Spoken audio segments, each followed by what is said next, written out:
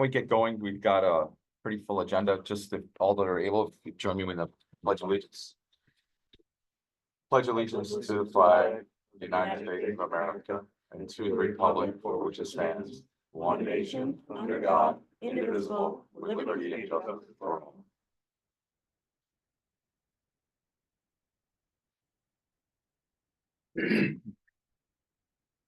Is there anyone that would like to have a privilege of the floor?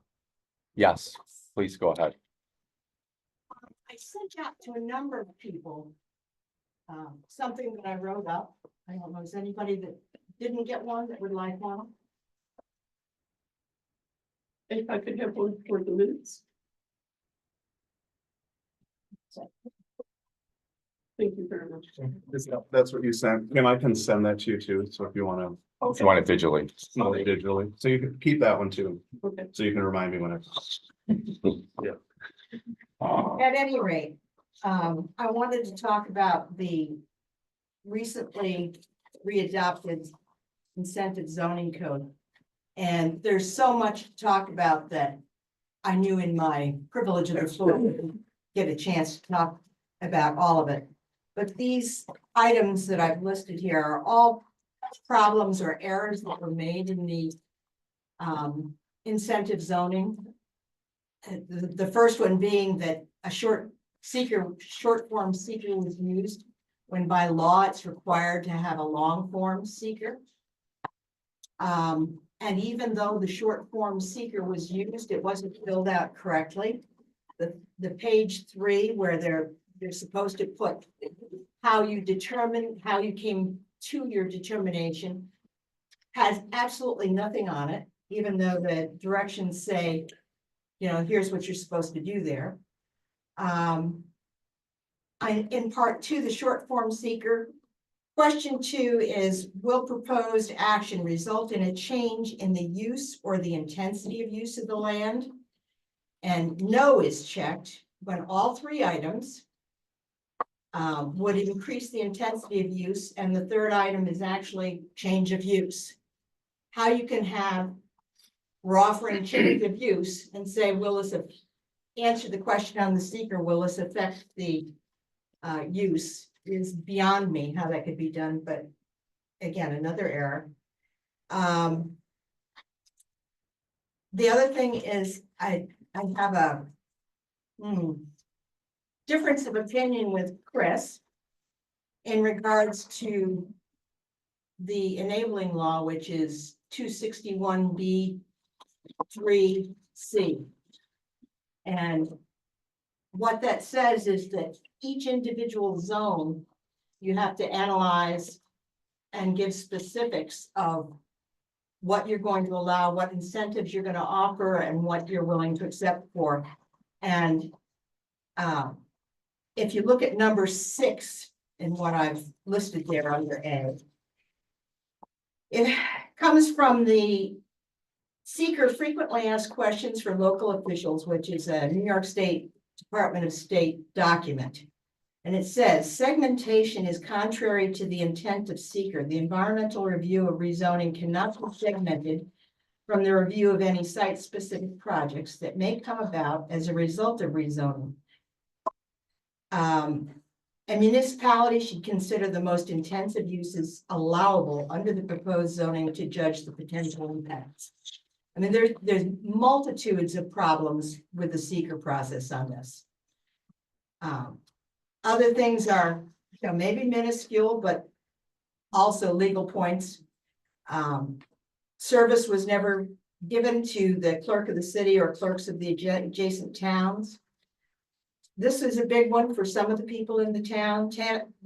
It's supposed to be in accordance with the comprehensive zone, with the comprehensive plan. The town board did make a referral to the town's planning board, but the town planning board resolution in support was as amended to include affordable housing as a benefit sought by the town as documented in the comp plan. It was never added, it was never even discussed by the town board about putting in affordable housing. And that was one of the main reasons that incentive zoning came about in the first place, was to support things like affordable housing that would not normally be something that someone would offer on property or look to build on property. The comments of the Ontario County Planning Board were never discussed once the town board finally referred it to incentive zoning. The old seeker from 2022 was used for this recent readoption. Multitudes of legal problems with that. Enabling law 261B was not adhered to, so it's what's referred to as ultra vires. Is that how you pronounce it, Chris? I think it's virus, Virus?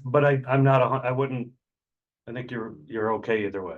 Okay, Miriam, I hate to slow your roll, but you're at 5 minutes of, well, at any. so what I, What I what, would like to see done is I would like to see the existing incentive zoning rescinded and go through the process and do it legally, properly with the long form seeker.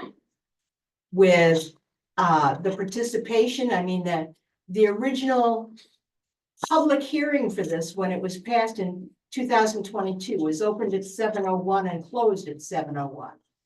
If you look at the minutes, there's just been no community participation.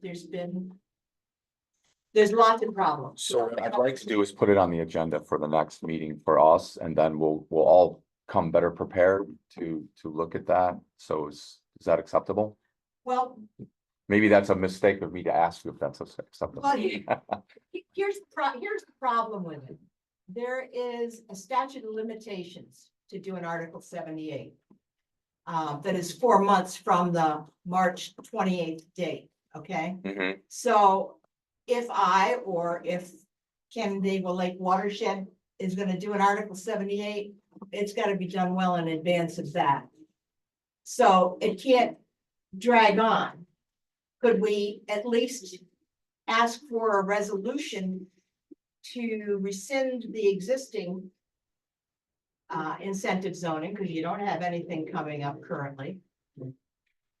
Well, the whole town board is represented here, so we could at least get a straw poll on that. Well, if I may, you know, if you or the watershed wants to file an Article 78, it's not the heaviest lift in the world. You're welcome to do that. They don't necessarily go right to court. You can file it, serve it, and then, you know, take the time. Alternatively, if your attorney wants to reach out, we could do a agreement to extend the statute of limitations, if that's what the town board wants. But I think my sense is it won't be pushing up on that 4 months for a little while. Is there any reason why you couldn't rescind the existing one, seeing that there's so many legal problems with it? One, there's no legal problems with it. I understand your points, but that's false. I don't want anybody here to think there are legal problems with the code. It's legally enacted. I'm confident with that. Two, it would require changing your code. Would require the same process as it always does. You know, like public hearing, notice of public hearing. So I think extending the statute of limitations, if we get up on that, would probably be a lot faster. What would it take to rescind? Well, we'd need a public hearing. The same as We adopting. need to set a public hearing to change the law. If we change the law, am I correct in understanding that? If we That's change, absolutely if we rescind it, we'd have to set a public hearing at our next board meeting. We'd have a resolution on May 20th to set a public hearing for June. I don't have the date in my head, but the public hearing is June. So that would be the soonest that it could be rescinded, And it would because you have to have the public hearing, then we have to rescind it. You have to prepare a local law, send that to the county. So, A to local seek law on to it. rescind? Yes, ma'am. Absolutely 100%. If anybody's told you that you can rescind a local law without a local law, then they're in error. Didn't ask anybody that. I'm just, so I that, mean, it's changing the code, just like any, you know. so we might be better off, because Chris, I know that you had prepared an amendment to the local, not an amendment, but a clarification of the local law where you added procedural steps in it. We did not, you added a lot more depth and detail in that as far as the process for incentive zoning. We did not bring that up because again, it would have pushed the process back. This might be a time to introduce that and fold that in as part of this process.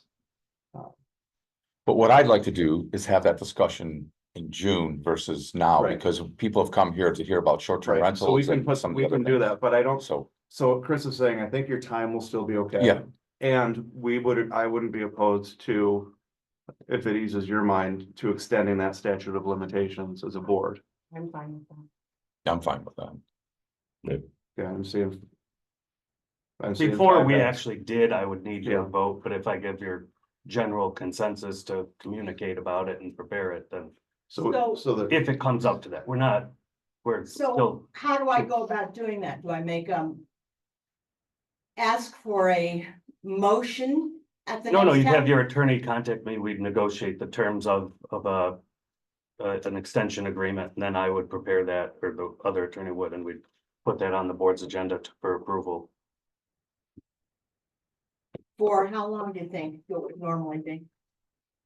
I don't know, but we can absolutely talk about it at the next meeting, or, just have your attorney reach out and we'll get working on it. It wouldn't, Well, we want to talk about it in ordinance first. Yeah. I would imagine. And then it would be sent to the board, then there'd be a public hearing opened Mhm. before, so it's at least 3 months after it come, and it would be, Yeah. that's if it started an ordinance in the June meeting. It's So. June 3rd meeting. To what extent Well- the deadline? No, I mean, before we could come up with any sort of answer for her on rescinding it and or amending it. amending it. Amending it. So at least 3 months. Yeah. Mhm. And your statute's up in July. Mhm. Okay. Chris, Just is extend that, it through the end of the year. yeah, but- I believe that's correct. Just for clarification, I just, for my own edification. You've given us your opinion and rendered your opinion on this. that's correct. And your opinion, if I remember correctly, says that we followed the procedures that we were supposed to. That's correct. And so I guess I would say, do we want to revisit this? Is that the sentiment of the board? Or do we want to say, we followed the procedure, we did what we were supposed to, and if there's opposition to it, they file the Article 78? That is absolutely a valid option from a legal standpoint. If you want to change the substance of the code, or, a little too late, I prepared some revisions to the procedural aspects, because quite frankly, it bounces back and forth too much. So you have an alternative sitting out there that you could adopt. But those are by no means required or necessary. It's just an option you have. I think you raised a good question, John. And I think your point and your opinion was that, just what I reiterated there, that unless we wanted to change some of the substance of the incentive zoning, we were fine as we created the incentive zoning in our board meeting. That's my That was legal your- opinion. That was your opinion, and you said that unless we wanted to change the substance of it, anyone could go and file an Article 78 at any point if they wanted to. That's exactly right, John, and that's the process. It's not a huge lawsuit to file. It doesn't cost hundreds of thousands of dollars. It's there's a procedure, just like we ran across with the tax assessment. There's a procedure for taxpayers to challenge the assessments. There's a procedure here for residents to challenge zoning laws for procedural or substantive issues. That's the process to follow. If you also want to change the substance, that would, I guess, kill two birds with one stone, probably put Marion's concerns at ease and change the substance of the law. But if you're not interested in changing the substance of the law, you should leave it. There's nothing that it would be inappropriate to rescind a local law that was validly adopted. read- The way to determine if it wasn't validly adopted, sorry, Adeline, Okay. is for, a New York State Supreme Court justice to, overturn it or remand it to the board to take further actions. I think there's a larger question here, though, with it. We had some public hearings with limited public participation. There was not a lot of knowledge in the community about this. And we are now hearing from a number of community members, including the Watershed Alliance, that are in disagreements with the substance of the law. And that speaks to me a lot. It's, It doesn't hurt to just look at it. I mean, Yeah. look at it in ordinance and then go forward from there to see, does this warrant anything? I mean, I'm not even talking about the legal issues. I'm just talking about, Mhm. is it what we want Yeah. as a town board? So. Personally, I I'd would love for you support to adopt the version of incentive zoning that I sent out too late to really be considered. It's not my say as attorney whether or not the RLD is included or not. But the rest of, and that's a decision that's up to the 5E, and you'll have to make with input and, taking into consideration everything that you take into consideration. But, from a procedural standpoint, I'd love to streamline the existing law. Chris, what about the fact that by law, when you're changing zoning on 25 acres or more, you're required to use the type 1 full environmental assessment, and it didn't? So you're not, so in this instance, keep in mind, I'm an attorney fairly well versed in seeker. I looked at all this. This is not changing the zoning. If this is essentially incentive zoning in this case is like an overlay district. This local law did not in any way change the allowable uses. So what the seeker code says, it doesn't say if you're changing the zoning. It says if you're changing the allowable uses on 25 or more acres. Doesn't say if you're changing the zoning, it says if you're changing the allowable uses. There are no uses being changed by passing the local law that was passed in March. So I think what we need to do here is put this on the agenda for the June 3rd and carry on this discussion, when we'll all be armed with the appropriate documentation. So I don't want to squash good dialogue, but I'm going to squash good dialogue. I just want to throw in that we have that discussion at our next meeting.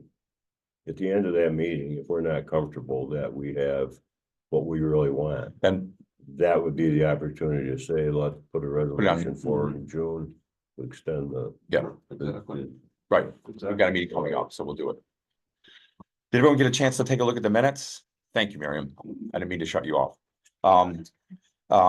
Anyone, are there any additions or corrections to the minutes from April 9th? No. Just a motion to approve them? Second. All in favor? Aye. Aye. All right, review of short-term rentals. I know there are a number of people that have comments. Not a present.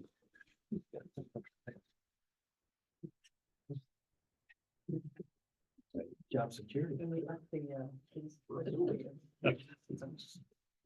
I guess I'm looking for people to speak up and say how they would change the law that is the proposed short-term rental law that we've currently had in front of us a couple times. Dave, the draft we're looking at, I want to make sure I have the latest draft.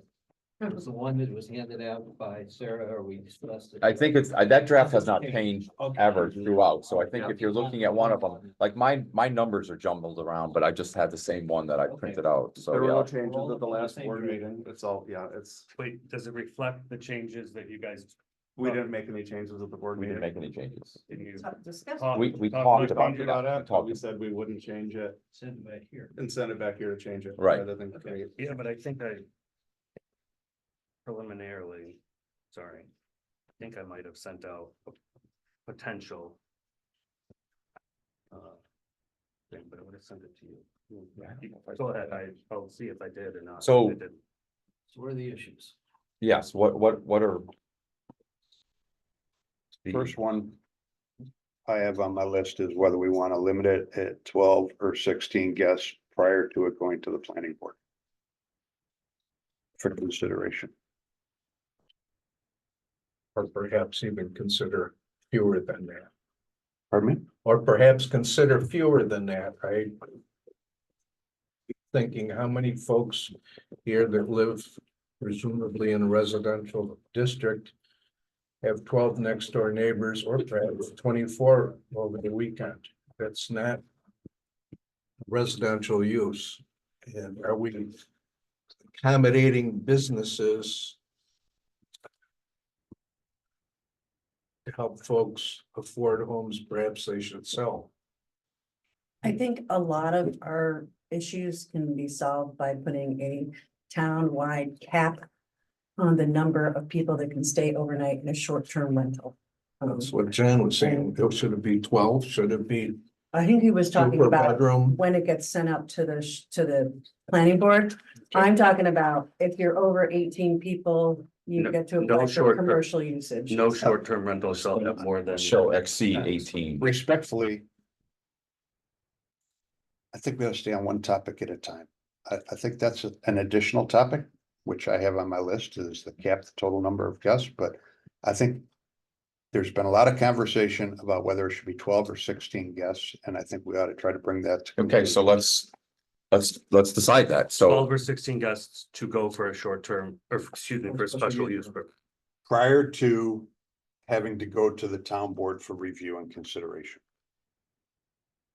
I think we walked out of here last month with agreeing on 12. I know a couple of us are thinking 16, and I was convinced that, okay, let's go back to 12 and live with that for initial. Where's the consensus? I was at 16, I'm at 16. but I'm okay I'm at 12. Well, thinking I So will, it's- I'll go with the That's- consensus. That's a on done that deal then. For It's 12. It's 12. Okay. I mean, let's just go forward from. Mhm. another But one that- of the issues was the number of cars for people per car and all Right. that. And Mike, you raised said that really do we need to do that? To have put that in this code. If you have a number of 12. We had some, So what I was taking from the committee was that there was incentive to doing one parking space per person or per two people. Or the other option was one parking space per bedroom. And whichever way that we decide to go, there's pros and cons to both. From a staff perspective, it doesn't matter. It's the same process. The way that I see it is that if you're gonna do one parking space per bedroom, you're just saying, do you have effective parking? If you're saying one parking space per 2, 3, 4 persons, then you are in a sense gonna limit the occupancy that's allowed in those dwellings. So that's the two ways that you can go. Just one car per bedroom, that bedroom could have 16 people. If you say one car for every 3 people, like was in the original draft, then you're limiting the occupancy because someone may only have 4 parking spaces, which gives them a maximum occupancy of 12. well, you got 2 valves in this process, really, the max number 12, and then whichever way we Parking. parking. So what is the appetite? Is it one car per bedroom? Who's in favor of that, or one car or a parking spot per 2 people? For me, it goes back to if we're doing a townwide cap. If we're doing a townwide cap of 18, then I don't think we need to be limiting as much with the parking as we do if we don't. So a lot of that's why I brought that up early on, because that affects a lot of my other decisions if there's a townwide cap. So. If you did one per bedroom, have sort of set that property at a rate, no matter how many people they have. So you don't have to worry about, okay, they've got 8 people there this week, so they've got to have 4 spaces. Yeah. But next week they have 12, so they have, So So if it's 1 car per bedroom, For, that car could have 12 people in it. for clarification on your point, Chuck, that would be what their maximum occupancy is allowed by us. So it wouldn't matter week to week, it would just be, you have 1 space per 3. You want 12 people, you have to have 4 parking spaces. If you have so you 3, set it at the max. yep, if you have Okay. 3, then. Not at what they're renting it for that week. Right. Okay. Exactly, yeah. So if they have 24 people, they have to have 8 parking spaces. Just like with the septic and everything else, Mhm. where if your septic's only allowed for so many people, To the max. that's your limiting. What do you see as the issue? Where do you see it? Where do you see the biggest headache? From a staff perspective, Mhm. I don't. So either's fine. Either's fine for staff. I think it's gonna be. Basically what the board would like, what the committee would like, and the direction to send staff. If we don't set a townwide cap, it's the only limiting factor would be the parking, basically. So there are places that are up to 39 people. As long as their septic or sewer can handle it, the only limiting factor would be, do they have, what's that, 13 parking spaces? So, Well, I think it goes back to our level of our level of confidence in whether the planning board can determine whether in excess of 12 guests can be accommodated by the property and the neighborhood and the neighbors. And so, I mean, I hate to use my own home as an example, but it's a good one to use. You know, I could accommodate a lot of people in my home. I have parking for it. My neighbors are, their privacy is separated from my home by fences and walls and trees, and I could accommodate a lot of people. But whether it's a neighborhood friendly decision to do that or not, I'm confident that the town planning board can go and make that decision.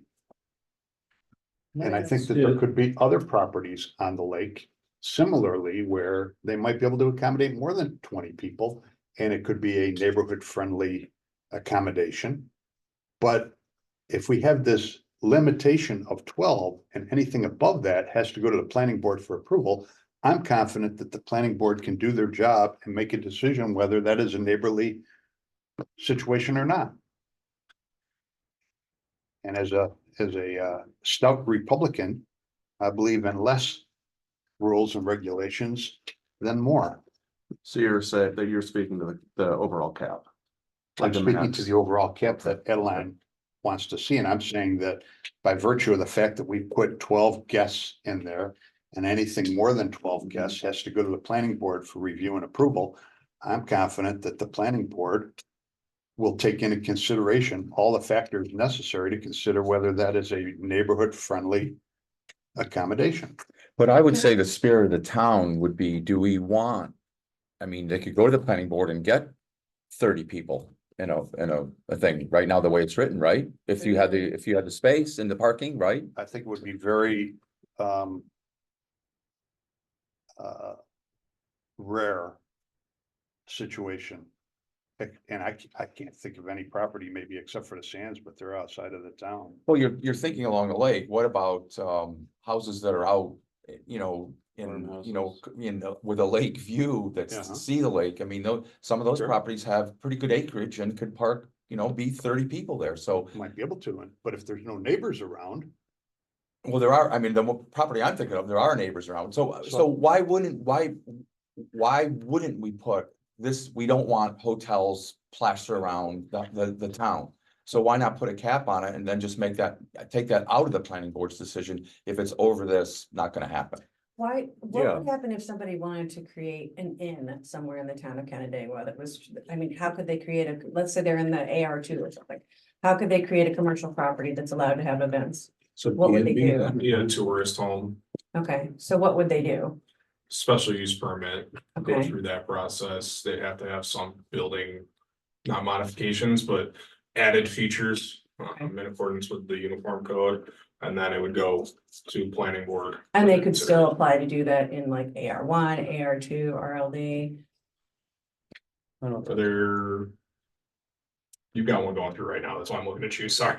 Mike, I'm just wondering, Yep. 'cause, like if somebody if Yeah. somebody wanted to create, because my point is, at what point, the state doesn't define short-term rentals as residential or commercial. And so they really are kind of this in-between kind of category. So it's sort of at what point do these become commercial applications? I don't have a problem if somebody wants to open an inn in my town. I just want it to be an inn, not my neighbor's house or, a random house in the middle of a residential neighborhood. So, what ongoing, I guess, state health type regulations are there for a hotel or an inn or a bed and breakfast? Licensing requirements is gonna be the biggest one. So like a bed and breakfast or a tourist home, as we call it in our local ordinance, they have to be on site. the owner or managing party has to be on site 24/7. Mhm. Obviously not all the time, but, there's also just the licensing aspect from Department of Health. They're the overseeing authority for items such as that. So there's quite a bit more, not stringent or restrictive, but oversight. And as a single thing, these, from a uniform code standpoint, you inspect or you hold them to single family residential requirements, I'm assuming? Yep. Yeah. Which There's- it doesn't For involve like an inn sprinklers. or bed and breakfast. No, for, well, yes, actually, I guess. Yep, for a tourist home, there's more features, not sprinklers, not fire alarm systems. They have to have exit signs, they have to have emergency lighting, stuff like that. It's really just generic. And can they have events? Yeah, there's nothing in our local ordinance that stops a tourist home from having an event. I So- think the idea of having a cap, I think is a good one. I agree with that. I just struggle a little bit with what. Sending somebody to the planning board. There are some objective measures that can be used, but a lot of it's going to be subjective in the sense that. Yeah, we think that this is gonna be okay. Well, there's no measure for that, and the more people you have. Anywhere, the more apt you are to have complaints and issues, and that's what we're really all talking about here, is because of the complaints that we had. The noise, the people that are year-round residents here that can't enjoy their property during that tourist season. And, you know, in my opinion, we have to go with the residents. We have to take care of our residents in this town. Putting limits on, I think it's great. I mean, we gotta try to make the town more resident friendly in a sense, I guess, so. Go ahead. The enjoyment of their own property. Two things. The Department of State recognizes short-term rentals as residential. It doesn't distinguish between a 2-night rental and a 2-year rental. And then this gentleman, I think his last name is Casey. Yes, sir. I agree with him. Because I have an example where I have a neighbor right next door to me that rents, and they have 3 dwellings, 3 sleeping dwellings on the site. And they were, over the last 2 years, sleeping, I think, 24. And there were no issues whatsoever. I have a property that's 15 acres, and I slept 12 successfully, no complaints, people loved it. The septic was designed for even more capacity. So there are those situations where 12, 24, it does warrant a review by someone with common sense that can look at all of the factors. And I think that's what we're saying by putting a cap on it, that if there's a cap and you want to exceed that cap, then you would have to go in front of the planning board and prove your case. No, you'd have to go before the ZBA. ZBA, okay. No, so this is not in the zoning code. The way it's written, we can figure stuff out, but what you're talking about on a cap is a cap. It's the cap. This is essentially a license, not a zoning permit. I think we call it a permit, but it's just like if you're getting a hotel, if you're building a hotel in that town, you need certain permits from the code enforcement officer. He doesn't talk to the zoning board about that. He doesn't even really talk to me about that. It's just issued, just like what's the one we did, the peddler law. The town clerk, if you want to go door to door and sell stuff, you go to the town clerk's office, you provide the documentation. There's no mechanism, there's no relief valve, there's no appeal. You either do it or you don't. We could change that if if everyone wants, but in my personal opinion, these are not something that the zoning board should review, because then you're just going to have it constant. And if you're constantly getting variances, then you're legislating by variance, and that's really just not the way to go. If you're comfortable with the rules you can come up with, put them in place, hold everybody to it.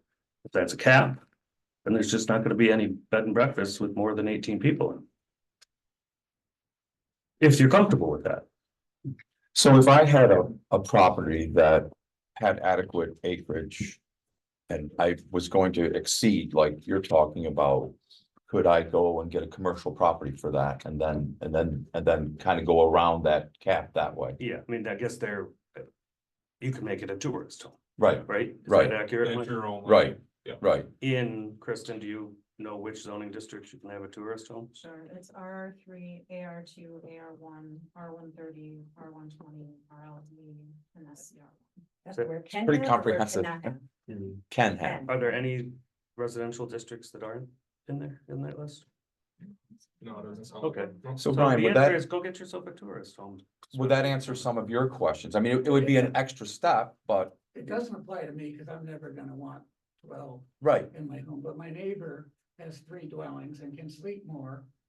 And I do think he should be able to go to the planning board or whoever you're referring to and appeal for more higher occupancy.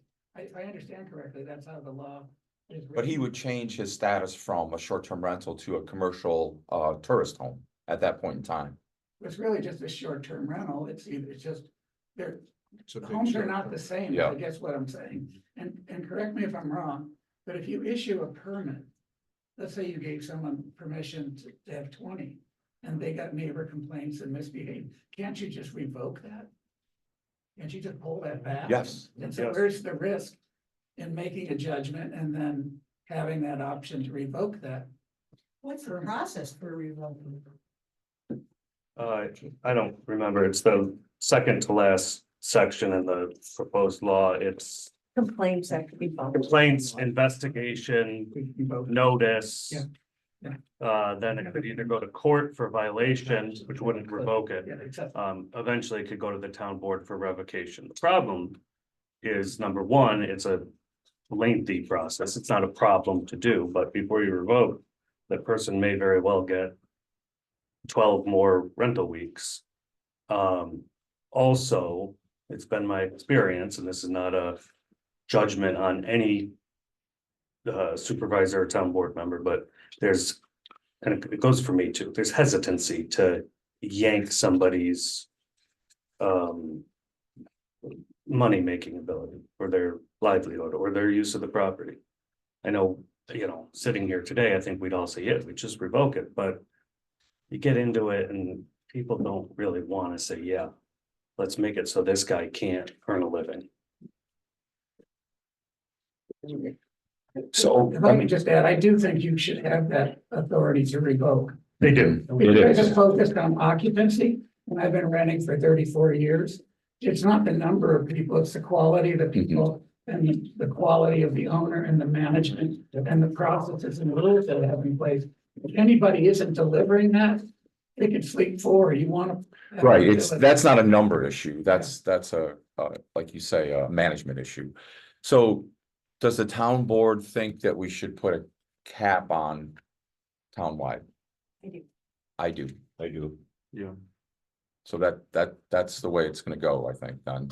When you say a cap, we're talking about 12 people, and then how does No. Brian? No, No, it would be a 20-person If cap, it's- I think, 2018, whatever we decide on, If right? it's 20, once you hit 12, you go to the planning board to apply for something between 12 and 20. If you hit 20, your option is coming back and asking for a commercial recategorization of your land, so.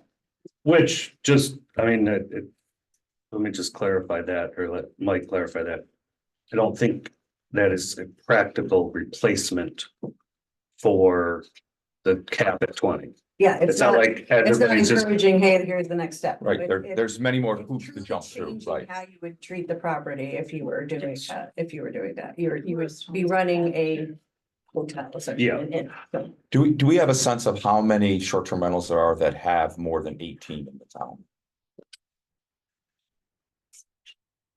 Yeah, you mean that. Just off the top of your head, it doesn't need to be exact, just give me a guess.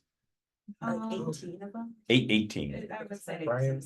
How many 20? do Logan's advertise? I don't know. What did you just say? Come down. These guys are all over them. She said 20 of what is I currently think it's permitted 18. is Are- over. It's 18. There are 20 properties in the town Probably that that they have don't- short-term- over 18. that have over 18. Is that what you just said? No, there's not, no. I'd say over 12 would be, there's probably 20 permitted. Over 12. 20 So- over 12, any over 20. Any at 20, I don't think it's. okay? Wait, So so we're- Upton had over 20, right? But he doesn't, But he He had doesn't. 18, I He think. he could, but he doesn't. So it wouldn't be possible Yeah. right now. But under with the changes, you had figured out how many would be able to go. Potentially. So, so we're not affecting a lot of people by, I mean, we're affecting no one by putting a cap of 20 on, Not Right. Currently. none. So, I mean, maybe Affecting this is a, future. this is a step maybe to put in place. To So, clarify, you would not be currently based off the current right, code, which right. is the 2 per bedroom. right, But if it was We based on don't- square footage, then it You could. may, and that's Right. what Chris is trying to figure out. it would be, you have to have a 10-bedroom home to have 20 right now, Mhm. so. So, I don't have a 10-bedroom. Really, all you can do is have a lot of kids or rent it as a So- short-term rental. so it sounds like we're setting a cap at 12. And No. no, to the planning board, or setting the standard at 12. And that we were gonna set a town-wide at 20. Is that a number that people live with? You're setting your relief valve at 12. Relief valve at 12. At 20. Is 20 the number? It sounds like we won't affect anyone that's currently out there right now. I personally prefer 18, but if 20 is the agreement, 20 is fine with me too. I would Tom, go you with have the a lower thought? number, 18 is the headline. She got Well, the 18 is sign what of pay. Airbnb has for their. like, Yeah. They, if it's over 18. That's their cap. So what's the, They so, don't take over. The Airbnb doesn't. So other that's ones kind do, of the but not industry. Airbnb. That's, I mean, is that true, Byron? 18 is the, Is it per parcel or per dwelling? I don't know. Cause what you're talking about is 3 dwellings 3, on a parcel. one home, 2 accessory homes. Yeah, one well, parcel. we can't legislate for one property. We wanna make it Right. twice. Yeah, but- that one's so- an interesting one. So it sounds like 18 is the industry. Is everyone kind of good with anyways, 18? yeah. Adeline, Personally, I am too. I'm okay with 18, it. John, 18, I don't think John wants a cap. I don't want a cap. okay, Terry? Are you Cap, 18 is good.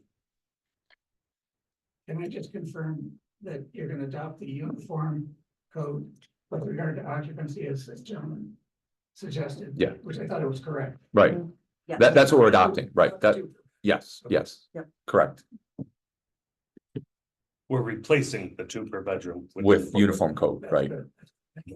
But to clarify for staff, you are requesting a cap on all permits to not be issued more than 18. Correct. I mean, if we enact this, Yep. this is what we're looking at. 12 would be the so number. between that 12 and 18, Right, they go to the planning board. People, it's gotta go to the planning board, is that what you're saying? right, correct. All right, well, what's next? I don't know if John's parking question got answered yet. Oh, yeah, that's right, you're right.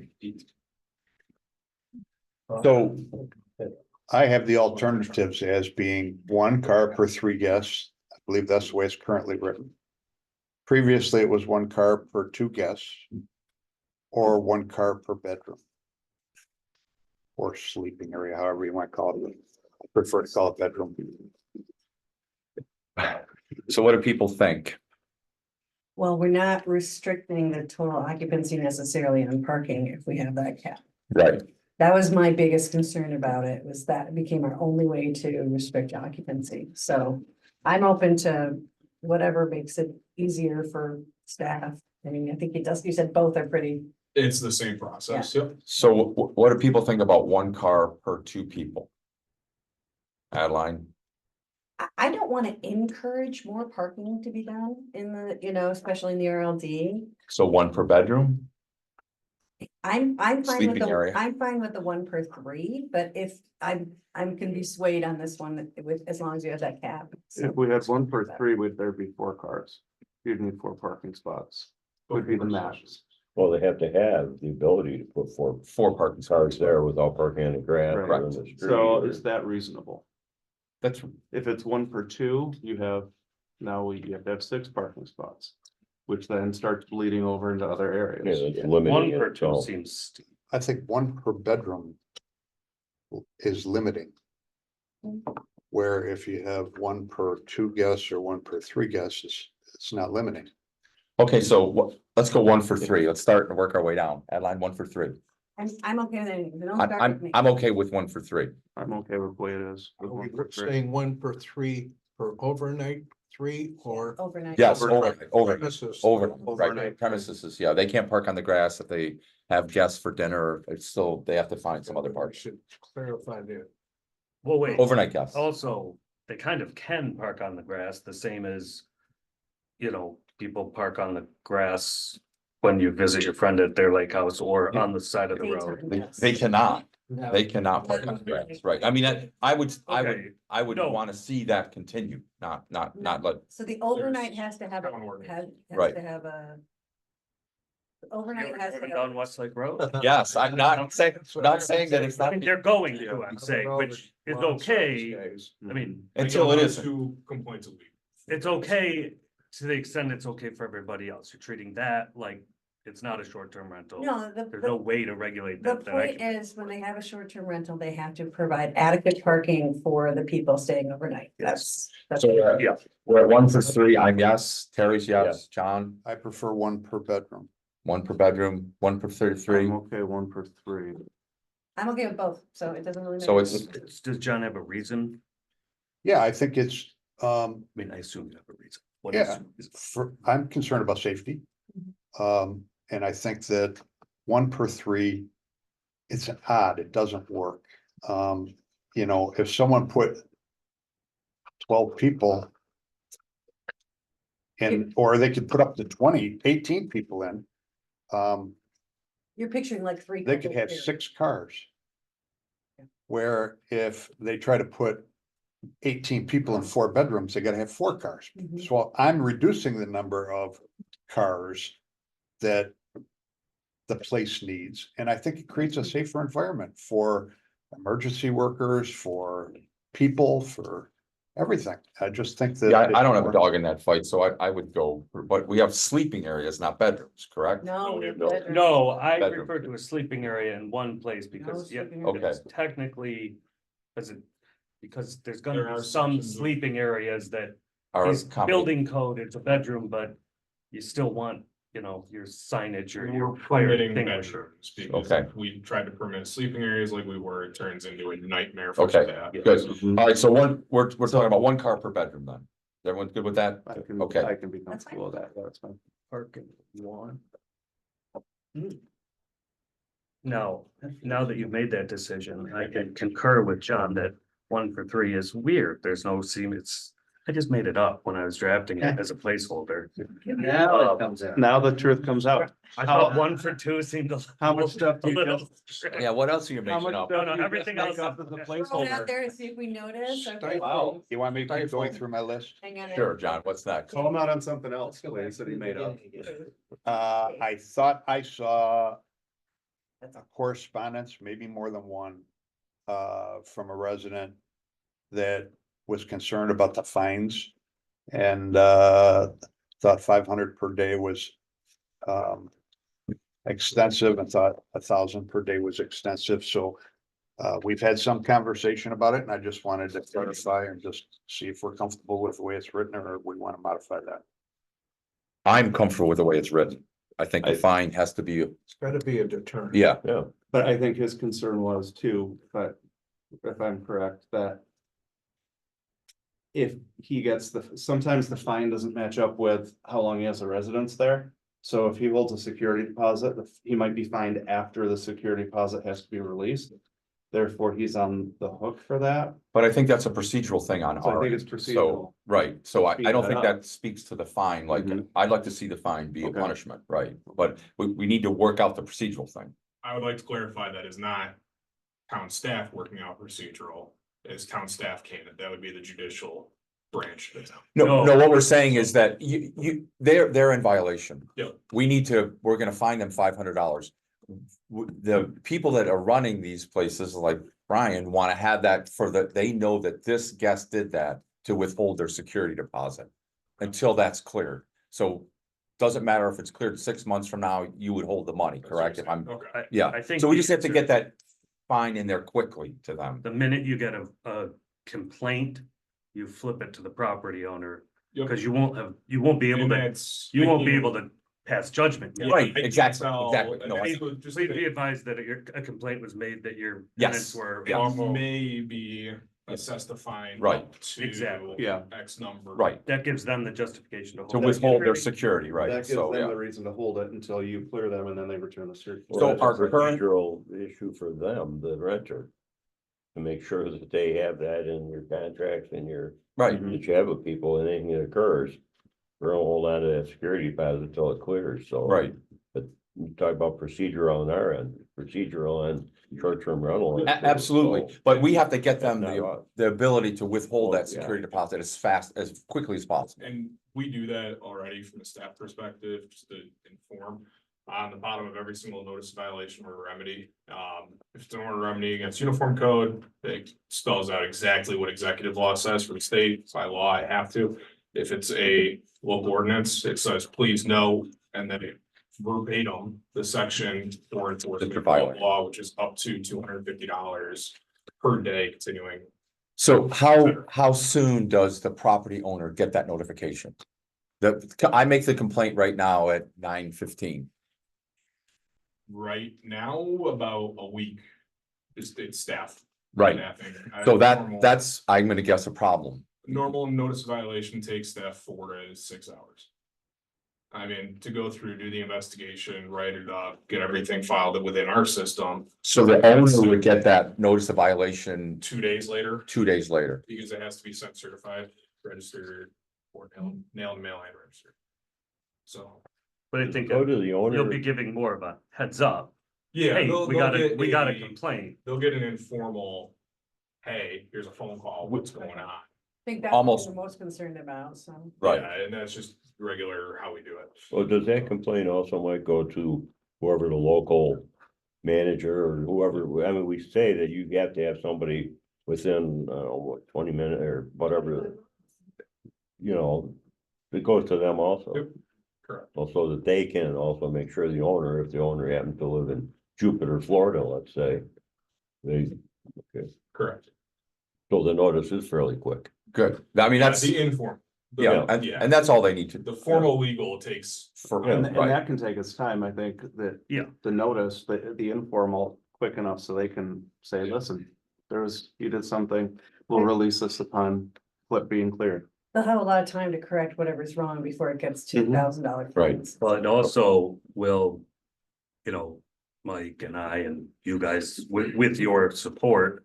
Don't try and collect fines. It's not a revenue generator for the Right. town. We try and get compliance, but this ship will have already, the compliance ship. Is over and done with, so. And the property owner isn't gonna fight it. Or shouldn't be fighting it because he's just the conduit of his tenants' money, Yeah. To the tenants, town. the tenants are being fined, you know. not the property owners. Yeah, it's a punishment, not a. It's not leverage, it's punishment, which is okay in this situation, I think. Can Ryan, did you have a comment? Yeah, but the truth is, the property owner will pay the bill or the fine, And because then, they should. Because they put the wrong tenant in there and they didn't control the process. Mhm. They're never gonna get it out of the tenant. They may do a credit. Try to, right, But my comment was about parking. And I'm wondering why it's based on the number of bedrooms and not the number of actual parking spaces legal on site. And I say that because in the off season, I get a lot of single people. That's what vacation rentals are. They come from all over. They're each driving a car. They may bring, I'm referring to my home and it applies to others. They may bring 8 cars. There's 8 people. You know, and I've got 20 parking spots. So why would you tie the number? It's You can not, have- it's not maxed how many cars you can have there. It's you have to have a minimum of so many spaces. it's a minimum, not a Yes. maximum. It's a minimum, not a maximum, so right. I also just made a note, I wanted to just make sure you guys are okay with it, I'm gonna add on the parking, unless the planning board requires more than one space. That sounds good. So I think Elaine just brought up a good point. And I think we talked about this briefly before, and I just want to make sure there's clarification on it. If someone is in violation of the ordinance, do they have a period to correct? Depends on, Because the- it just sounded like Adeline thought that they do have a period to correct before the fine is confirmed. I mean, that's what we had talked That's- about. They do, before. yeah, it's built into the process, so. Little quick generic, I get the complaint. Chris, if anyone files a complaint within the town, it hits my desk. I go through and I investigate. First thing that happens, especially with our new software programs, property owner and manager will get notified. At that time, I go through and investigate, show up on site, take photos, video, whatever it may be. From there, I'll head back. If it isn't fixed by then, or if once I contact the property owner, the manager, we don't have a consensus how to fix it, then I'll type up paperwork. I always try to fix everything unofficially. Let's just get this done. If it doesn't go and get remedied by that time and the paperwork's filed, the paperwork gives them 30 days. It says immediately or by 30 days, we will go to the next step. The next step is filing legal paperwork. An appearance ticket, some instances I could see an order to show cause to go up to an even higher level. So at that point, that's when I'd have to contact our legal team and we would have to schedule a court date. So procedurally, as is currently outlined, they'll end up having 30 days to correct this. no. I just looked, I'm super crafty and built some wiggle room. Okay. I use you as an example, Brian. Let's say Brian has 40 people staying at his house overnight. We got pictures, everything. Then what Mike said is gonna happen. Mike's gonna call him and say, hey, you know, you gotta stop doing this or I'm gonna take you to court. And then there's gonna be a notice of violation / order to remedy, stop doing this. The enforcement section 201-8 says the zoning inspector is authorized to issue a notice of violation and / or order to remedy. So if what we have is the neighbors with a huge noise complaint that we can prove, Mike's just gonna send a notice of violation and say either send me a check for $1,000 or we're gonna take you to court. And we go to, well, you really won't be able to prepay it, but well, he'll pretty much automatically file an appearance ticket with the violation in town court. Judge will say, yep, did this and accept their plea of guilty and fine them the amount.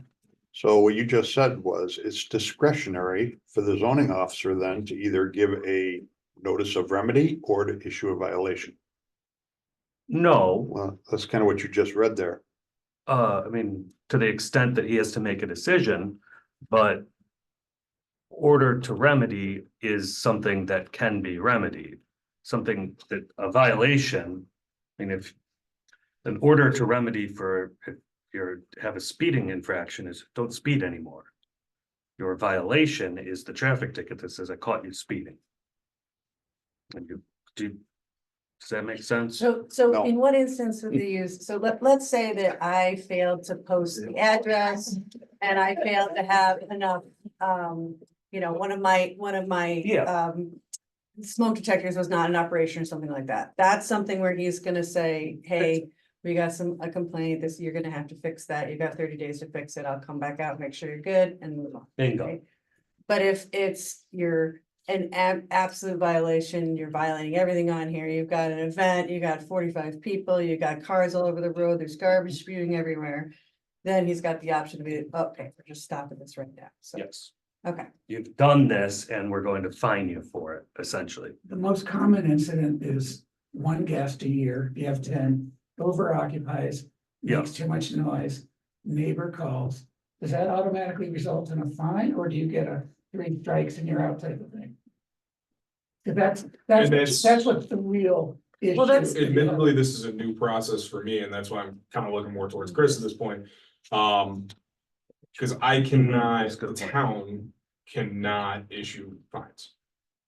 I have to have a justice of the court issue fines. So. So if the you- question is Mike fining people and it's not an automatic fine? If even the best managers and the best owners will have a misbehaved guest, I drink too much and Yeah, sure. yeah. So what I'm wondering is what's gonna happen yeah, when that happens. do I foresee the town hiring 10 more code enforcement officers who patrol every night looking for violations to generate revenue? But he- No, He's gonna get the call. yeah, he'll from the get neighbor, calls, but And then what's he gonna do? you know, it's, I think there will be a learning curve. Can he use his discretion and Well- you build that into the law where if it's an isolated event, he might let it go? And that's, Yeah. Reoccurring. he Yeah, might I think issue a so, fine. but so, that's you one know, of the things that it says too, is the zoning inspector is authorized to suspend Yeah. the permit. If lack of compliance is a repeated or habitual, ongoing, or poses a risk to the health, safety, or general welfare of the community. So if it's a horrifically bad offense, or if it's happening with a consistent problem, that's when you suspend the permit.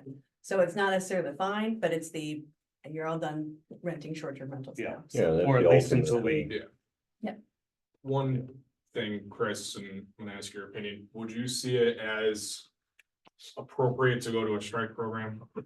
probably. What's the So strike permit? my previous Three strikes and municipality, you're out. they ended up going towards a strike process because they had law Finding enforcement how and everything many? else.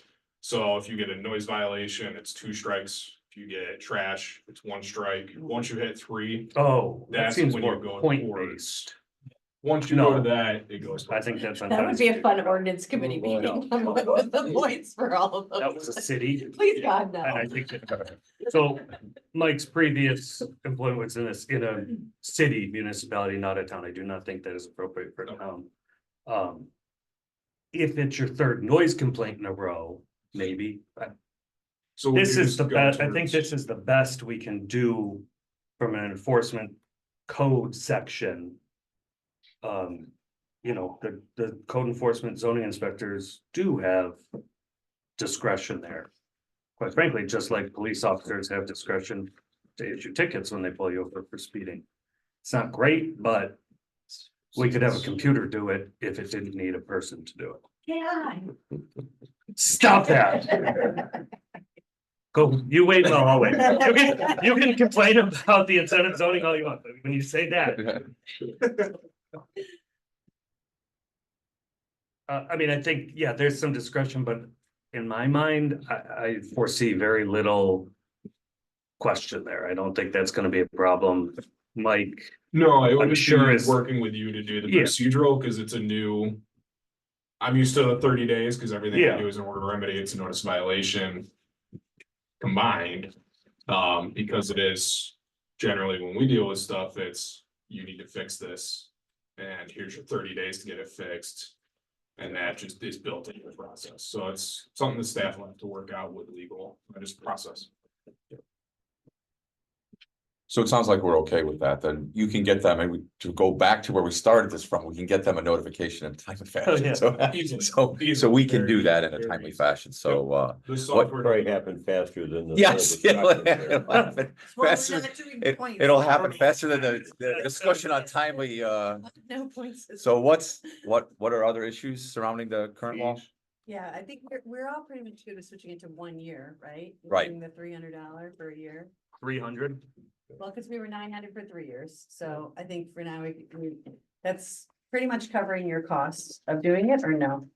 The 300 for a year, Probably, I would have to refer to Sarah on that. okay, That's underneath her department. so I okay, don't- Just to be clear, it'd be 300 plus whatever the 150 for a special use permit application, I'm assuming. if they're doing it. if, Yeah. exceed 12, right, At which point they're making more than that in about Right. 5 hours of renting. so I guess in conjunction, yes, go ahead, I just sent you the Department of Health chart. oh, okay, for septic, Yeah, it's much more visual and easier for people to understand than The septic. all the written out. Can you send forward it to me when you get that? On the issue of fees, let me throw this out. We're allowing short-term rentals presumably to help people perhaps afford to live where they are.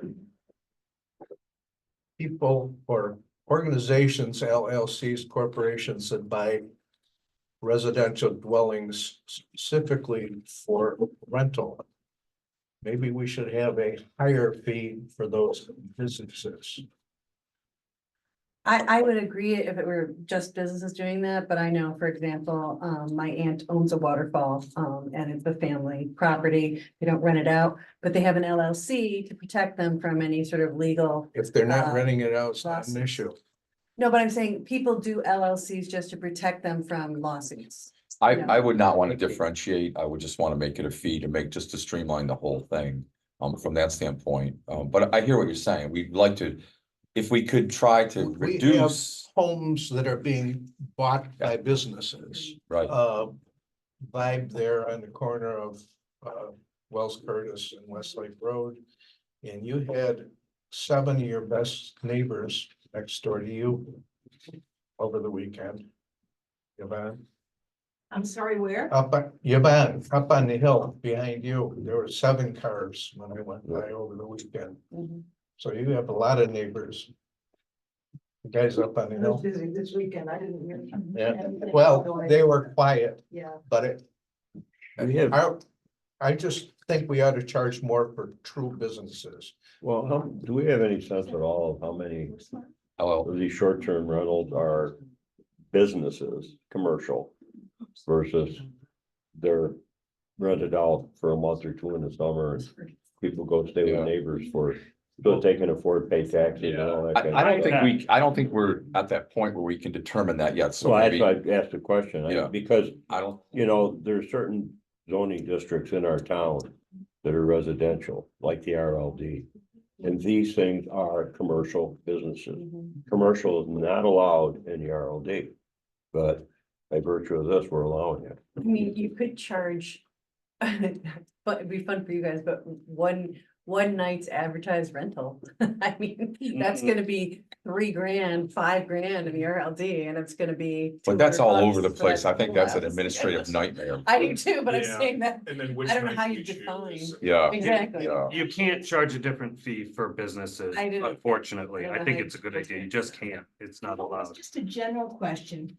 The, I can't remember the exact name of it, but Association of Planning has model laws that they have put together that the Ontario County Planning Board has access to. Have we got that to see what the model law is for this?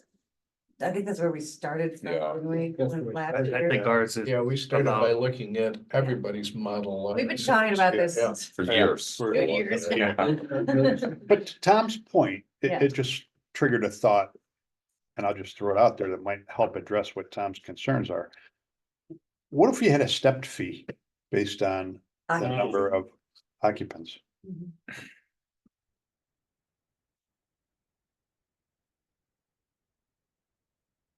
The thing that's tough about that is sometimes it's somebody just renting 2 nights a year or something, you know, like I talked to somebody a couple weeks ago who just got a short-term rental permit because she was gonna be renting her house out for the PGA tournament last summer. And she rented it out again for the eclipse. That's the only time she ever rented it out. She went through and did the whole process here and it was $900 for her. So I mean, I don't know how big of a space she's got, but she could have a huge space for all I know. And that, you know, for someone like that, it's hard. It has to be, are you willing to spend the cost to get this in order to achieve the short-term rental status for your home? So I guess I would, Numbers of people that, Yeah. one week you might rent it to 6 people, another Yeah. 4. Well, so How do New you- York State law Max. That's- related to permit and application fees is it needs to cover the municipality's costs for administration, enforcement, inspection, and one other part of that. But that means, you know, quite frankly, the cost to have me sitting in this meeting amortized over the next 20 years, the cost to have, you know, pay salaries for the amount of time that they're working on it, the cost for that software. I think that's probably around 300, maybe a little more, maybe a little less. You can't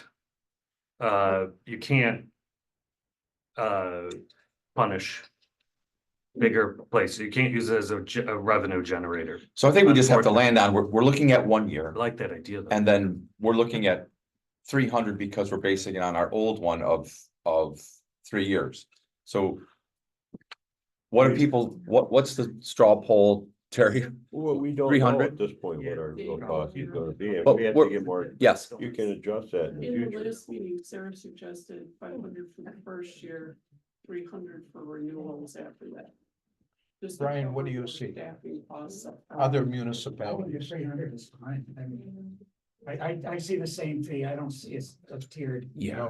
cost. It just, So, keep it simple. so Kim just said that Sarah's recommendation was 500 the first year and 300 each subsequent years, just to cover the front end cost of doing that. So Terry, what do you think about that? I just leave it at 300. Okay, John, If 300, Yeah, that's fine. if 300 is okay with you, That's fine then you ought to take it. they're both fine with me too, so, Take us on. so let's go with 300 then. Yeah. I tend to go with whatever the staff is telling Yeah. me, because that's where the cost actually is, but, I think the person who was really complaining about it, his big problem was that he had a small rental and it was 900 for him, right off the bat, and I think he thought that 900 was yearly, which it's not, that was for a 3-year, but, We, but. we can also easily amend this with the fee schedule. I Yes, mean, it's so the it's fee not, schedule. so we Yeah. can, we You can don't leave it at redo the 300 law. and go from there. So Yeah. let's. Before we well, forget. Yeah. Kim, Kristen and Mike, I don't know who's responsible for this, but the town board will need an amended fee schedule and a resolution adopting that amended fee schedule at the exact same time as it adopts this local law, Yeah. because otherwise you're gonna have a And I'll have free that- permit. I'll have that once we. Get it resolved. Yeah, I mean. Okay, so It it might be a sounds- couple of years from now. but- Exactly, yeah. Sounds like 300 is the thing, and we can amend the fee schedule if we need to next year. So now let's talk about the people that have applied, that want to reapply to get more bedrooms or whatever. So do we charge them a fee? Do we not charge them a fee? What do we do with that? If You're they've talking already about. paid. They've already have already a paid. permit. Their permit's good, as long as they don't want to be involved with the new law. If they want to be involved with the new law, do we charge them a fee or do we just let it roll? Let it So their, roll, I their would. existing permit can last for up to 3 years as is. Right, If they wanna change it, they just come in and do the normal process. I don't think there's So, anything we have to do. no fee at all then. I mean, no, they'd be there's- charged the $300. They've for a already new paid the permit. 900 though, and we're charging 300. Yeah, We're taking it from But- 3 years to 1 year. I think that's unfair to them to do that. I do, But they made the choice to not have, they have to be re-reviewed completely by the staff. I said, to pair what Chris might say, you're treating them unfairly. I mean, it's not all equal then, because someone coming in off the street wanting to set up a short-term rental is only gonna pay 300. So Terry, there will be some administrative costs associated with Sure, that, with but- doing that. So do we, what I'm saying is, do we charge them some kind of fee to convert that over to the new one? Or just absorb that cost? Absorb it, because I don't think we know at this point in time what this whole thing is gonna cost. I can't agree with you more. So And- you're absorb it, John? Absorb it. Absorb it? I think that they've got the opportunity to have a 3-year permit that worked for them before. If they're happy with that, they can continue with that. If they don't choose to do that, it's causing our staff to completely have to re-review the property, look at everything. That's gonna cost them a lot of time and effort. For $300, if it's important to them to get that extra occupancy or whatever they're looking for, I don't think that's penalizing them because they can choose to stick with what they have. So if they did that currently, they've already paid their $900. Now we're gonna charge them another $300. Is that But we're 300? a dime unless they make a change. Right, but I'm saying they make that change. So they've already paid 900. So now we're gonna have them pay another 300. So then they're, Only because they chose to do Right, something but- different with but the that- property. I don't agree with that. I No. think that we chose to modify the zoning ordinance or the regulation, whatever you want to say.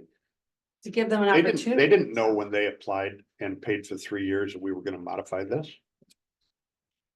Well, that's not exactly what I'm saying. Right. Wait, but I think that it's. How much more review is gonna go on? I mean, the bulk of what people have, maybe they. Isolate part of the living room and create another bedroom or something. You're not gonna be doing the exact same, starting from zero, and, to me, there's a little work incurred, yeah, absolutely, but. Here's the other thing, and Mike, correct me if I'm wrong, but we just pretty much forced. All of the people we're talking about to pay the $900 for the fee last month. And if we change this, right? Correct your forced aspect. Compelled. We didn't force them. We They asked were in them. violation of the current. Yes, standard. we exerted pressure. Well, but it's forced because of the timing, not that we were doing that, but. It'd be kind of We made a shady, change. to say, great, thanks for the $900 yesterday. We just changed the law. I'm not for, I mean- I'm not for costing the town more money, but I'm kind of landing with John and Terry on this. I mean, I would like to see a fee, like $50 or whatever. We don't want that, that's fine. I don't want to charge somebody that just paid 900, No, another 300. I just. But I understand what you're saying. To go for 3 Right. years as it. Right. So, one thing, so I was with you, I thought we should absolutely charge a new fee until it dawned on me, we just Yeah. like forced them. How But, We're reporting. Like, take it back on force. often is something like that going to occur? I can't believe it's gonna occur that yeah, much to be a burden. Yeah, $900 is not a big deal when you look at the rental rates. well, Well, but there's I also a can- special use permit fee that most of the people we're talking about will be coming back in. Back to down. I If they prefer weren't you yet. didn't waive that because you Yeah. didn't waive special, you know. Yeah, I'm not for waiving that. Have them truck pay that, but not the 300 maybe. I know a certain grandson of mine that rented a place for 2 days last week in our town. No, it's not during the best season, and this place was remote, you couldn't see the lake at all. $100 a night, but at $300, 2 nights that he and my granddaughter-in-law rented the place. There's another 100 in order to get that permit, so. They're not all $5,000. No, Yeah. we're not. You gotta remember that. So I'm kind of landing with, let's just let it roll if they get it special use. So I think we're over that now. So I charge them. Okay. what's next? One other item that I had on my list, there was some question about an appeals process. Right. Yeah, that was what I had too. So how would they? If somebody doesn't fit with this new law, what do they do? Like. How do they come to the town board? They come to the ZBA? What happens? I would like to build a factory next to your house. Okay, What's my remedy? Theoretically, I could go to the zoning board, but I think we could all agree that's just not going to happen. well, they're probably, Sometimes- they're probably not gonna approve it. Yeah, sometimes sometimes the rules are the rules. The remedy would be an Article 78 proceeding against the law. Filed by the property owner. That's okay. We're allowed to do that. That's the way New York State town law is set up. Or they could Zoning, attempt to go for the commercial, what's it called? Vacate, what'd you say? incentive zoning is their remedy. Yeah. Really? Thank you, Marion. Everybody else scowled at me, but I knew you would get a kick out of it. No, so these aren't zoning things. They sound like zoning things. But for the most part, they aren't. Parking is a little bit zoning. But they're like an- fire safety. Maximum occupancy in a hotel is a little bit, could be zoning, or density could be zoning. But we're not talking about maximum occupancy for zoning reasons. We're talking about it for safety reasons. We're not talking about the height of the building. We're not talking about setbacks. We're not talking about lot coverage. Those are zoning issues. We're more regulating a business masquerading as a house. And I'm not that that's wrong, but these aren't zoning issues. New York State law says you gotta have a relief valve, an appeals process from zoning regulations. Town can put setback requirements, height requirements, but you gotta have 5 people, town residents, to give you a break if it's not appropriate, if it doesn't work. This isn't that, I yes. have a question in regards to that. Somebody has a 5-bedroom house. Mhm. And right now they have 3 parking spots and they're gonna need 5 parking spots. What do they have to do to put in, not on their lawn, but wherever they've got space, additional parking? Isn't that a zoning issue? Then at that point, it is absolutely a zoning issue. Right. We talked They could about that. ask for We talked variance about on that that before. requirement. So what does that take? And So- I'm asking, not having to do necessarily with the rental law, but with a neighbor that I've complained about before that has multiple parking area and just increased it with a ton of gravel and nobody even looked at it. And there's huge trucks, front end loader and flatbeds and everything else in the RLD. So if he came in for a permit for a short-term rental and had 3 parking spaces for a 4-bedroom house, he would be denied that permit. If he, and then I'm assuming Mike or Kristen would say, what, the way to not be denied is to have another parking space added. Here's a site development permit application.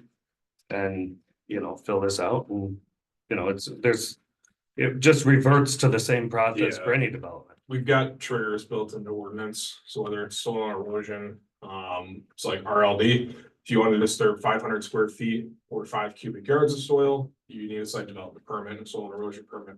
Outside of that, it goes up in increments, depending on where you are and what NRI features are near you. So there's stuff built into that, same with a 10-foot setback from the parking area to the property line. At that point, it's not a short-term rental, it's a site development operation. And this goes for driveway anywhere, Anyway, nothing to do. Nope. I think I'm so glad you're here with us. That only works, that Yeah, only works rule. if that Yeah. person follows the regulations that we have in place. and if they don't, then it's the same process that we Then it's have. Well, yeah, but you don't go looking for those. No, No, I mean, No. somebody has to complain, Right. there has to be a. someone has to bring. For it. example, a neighbor could send Mike an email later today. Yeah. All right, Look, we gotta- yeah. So any other, Can I just get Yes. clarification for staff on the 3 years to this new permit? So we're gonna waive the fee, right, correct? Is their new permit gonna be for a 1 year? 1 year, So 1 we're year. gonna waive the fee Right. if they wanna go to this new maximum occupancy, and then their permit will be issued for a year from that. So they'll be losing $600 if you would, right? I mean, that's their choice. Keeping notes and. Yeah. Stay That's a good organized. question. All right. Everyone agrees with that? Well, that's the thing. Do we refund then something? No, No, I- we Yeah. can't. No, I- Then that, no, but then that pays for the extra work of the town. It's true. That's not what's. Yeah. happening. So I thought that's what you guys were indicating. Okay. Thank you for clarifying. Any other issues? On short-term rentals? On those fees, I think this is important, because I think you're gonna get complaints. You should refund us the money. Don't pander to that. That's 1 or Yeah. 2 people. You've got somebody who does this, and says, that seems like it seems reasonable. You all think it's reasonable. Stick to your guns on that. Well, and they're welcome to keep it. The way it is, right? They They're don't welcome have to. Hang out right where they are. They're only gonna reapply if it benefits them, so there'll be some financial incentive for them to do that, so they're just gonna have to look at $600 as the cost of that. Are you okay if I go through Sarah's notes? Yes, No, yeah, that's, I have yeah. them too. There was brought up about maximum occupancy. And whether the homeowner could request a lower maximum occupancy. That was at the last meeting, I believe. I think that was about posting it, Yep, so. yeah, so currently the way the law is written, they have to post the maximum occupancy as given by the zoning inspector. I think we can easily make that nothing higher than the maximum occupancy has to be posted. So they can choose to post less, but they cannot choose to post more. Okay. So I think, I would say the maximum is our internal thing. If someone chooses less, and our rule is that they post what they want in their house, in their home, right? Chris, can you come up with a Yeah, clarification? I got it. on I'm that? gonna make these revisions and send them to you guys. Let's see, sorry, I'm just going through the email. 24-hour contact, the local contact. Current draft states the owner or management company must live or have an office within 25 miles. This means that any management company that may have an office 26 miles away from the STR would be denied a permit. Should we reconsider this being required, or should we extend it out? Rochester is 30 miles from the town of Canada. Let's make it 29 miles. That was just one of the things that we've heard also, is that if you go to the most southern part of, say, County 16. Yeah. You're very far, 25 miles just barely touches Pittsford. We had also talked about that being Ontario or neighboring counties at one point. That's one of the other things we had talked about before. Staff looked into that, and then I forget that we have a lot of contiguous counties, that we Yeah. go all the way down to the Pennsylvania border. Yep. So I don't know if we wanted to go with a higher mileage or, Japan? What? yeah, it's too bad. Certainly 50 miles would Yeah. cover everything, right? If from this most southern part of the town to Rochester. I mean, if people want mileage, I mean, It is, doesn't matter. It's all done by email and phone and The point is. there's no having somebody- manager who lives in Rochester is coming out in the middle of the night. Yes, that's the Oh, point. I beg to differ on that one. Really? Yeah. So So, what? so an example would be, we actually had this, we had a fire within short-term rental. Just gonna say, except for fires, but you need the manager. So I got it notified at that point. The reason why I would push for this little larger mileage to include those areas is that should I have a situation where I have to limit occupancy or restrict occupancy of that on an emergency basis, then if said property owner or manager is not able to find adequate residency for those people, then it's up to the town, and by the town, it's DSS or Red Cross. We've been having issues with some of those and just getting timely responses, so this was the way. What number do you suggest? yeah, what do you suggest? We could also just get rid of Steuben. Livingston, Monroe, Wayne, Seneca, or Eads. That's too bad was the one where I was like, Yeah. crap, that Because goes all the way there. Goes to Pennsylvania State Steuben's border, something yeah. like Woodville. That's And the only use thing just the it's term for. local and leave it. That would be open my to preference, but interpretation, But- local. that would be my preference and my recommendation, but My recommendation People would demanded be a- take the mileage. We could have the mileage in there, we could say contiguous counties, but then say that if requested, a representative needs to be on site within 2 hours. And leave mileage out. Cause you could be, Exactly. why not just say, I like actually. Because then at that Can we point, just they say don't- local? Because then at that point, if they don't respond within 2 hours, then it's a violation against the property owner or manager for not, when needed. so local kind of takes all that out then if you can get there within a certain amount of time. Yep. Is everyone okay with that? 2 hours. No, just local. Just That local, works. and then, yeah, I mean, That still leaves, I'm not gonna bother. But then we- But then it's a violation. then it's a violation, and so then, yeah, So it's incumbent I on thought the whole the idea owner was to to make have sure there's somebody- somebody that's I responsible. agree, Terry, but I don't know how we can. I'll put to get there Well, he within said 2 to put hours. it in here, they have to find a way to do it. The owner, So are you comfortable with 2 hours? So Have once to be able to respond within 2 hours I would. Of request. of requests Or they have to hire. To get there. to Yeah. get there, I to be mean- on site. Also, you don't, I mean, I might want to use a management company in Florida, Yeah. but you don't always get your own way. What else has Sarah got there? Oh, let's go on back in real quick. Most of it was already done, and then just reiterating again for the board's sake, committee's sake. One question was putting something into the law that clarifies that STR law requirements do not apply when the owner is using their home for their own purposes. I know it was already asked and answered, but that was just a comment in here to reiterate that it's implied. To provide you with some context, we do have this happen often with occupancy. Under the current law, it's very simple. The 3 people that get complaints regularly, they know, I reach out, they send me an email saying, nope, I used it for this purpose, it was my own family, done, resolved. If we find something to the contrary, well, then we have a violation. But they sign over unofficially saying, no, I use this for my personal. So I guess I'm unclear on what you're asking to get put in there. So you're, Nothing, Just it was nothing. just to reiterate, implied, there was a right. comment that was Yes. brought up. Yeah. So just to reiterate to the committee and the board that that's how it currently is done, that's how it will be done. and it's working. It's working. Right, It's so, implied, yep. so there should not be anything added, Good. so, Oh, sorry. no, I like that. I'm You glad. said nothing should be added. Yeah. That I was could do it. this law in 6 lines, but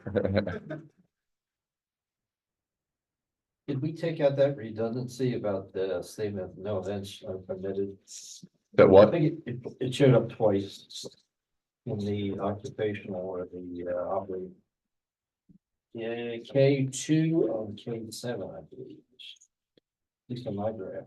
Yeah, I'll double check that stuff. Yeah.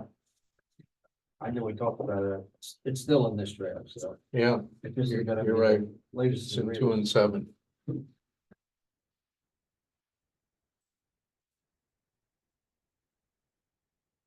Anything else? Well, it sounds like, again, we might have a short-term rental law. Hopefully. All right. Maybe.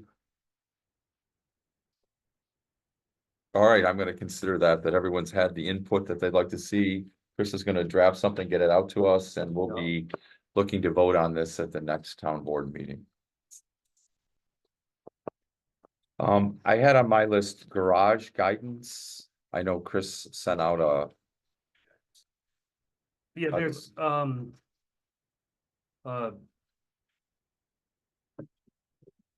discrepancy slash ambiguity, not a big problem.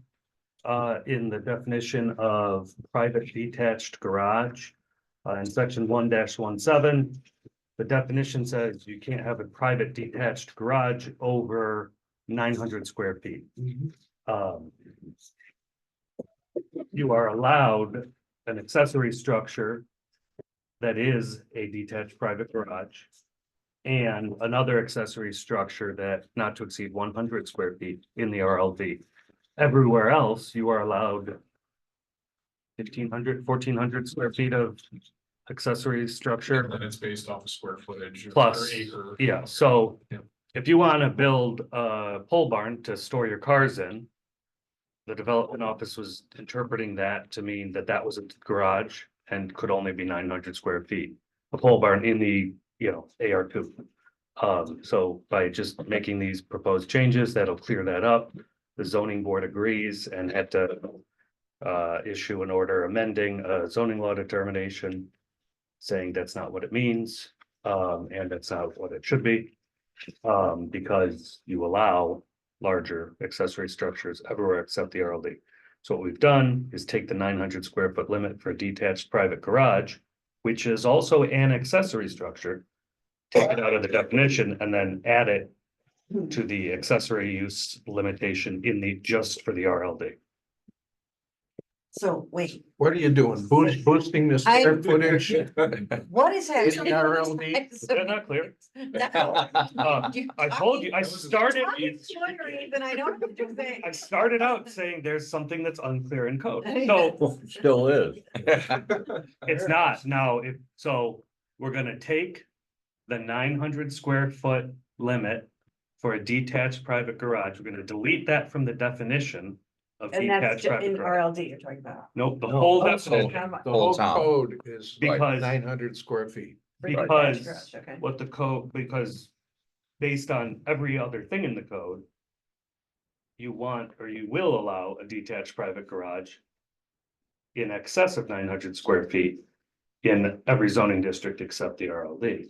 So we're gonna take that 900 square foot limit for a garage and add it to the garage in RLD. You can have one garage, it can only be 900 square feet in the RLD. Detached garage. What, I know, what, that's- I'm using what fewer. happens when somebody says, I would like to have a garage in the RLD with an apartment above it? Detached or That's attached? Detached building. That's two dwellings on the same lot. You can't have Yeah, so there's a There bunch of are rules that lots could of- ask for variance. Lots of them. pre-existing non-conforming. My recommendation with this. Talk to him. I mean, there's a ton of. Subjective, policy issues that could be discussed and debated about garages, especially garages in the RLD. And setbacks for them, but you can do this, you can change your RLD code. Twice a month. This is important because it's coming up. You can just pass a local law for this. If you're willing, I mean, it's your choice, but I think it's what you mean in your code. It's just a little unclear and the development office is requested that it be changed so that they can enforce it the way it should be, not the way they're reading the code, not what they believe the restriction says with the words in the code, as opposed to what they should mean. So It's just a I clarification. need clarification on this. I do too still. In the RLD, you're only allowed to build up to a 900 square foot detached garage. Yes, But you could build an accessory structure up to 1,500 feet. no, not in the RLD. Okay, you could build an accessory structure to what? You could 100 build square a feet. shed. You can have Right. one detached garage and one shed in the RLD.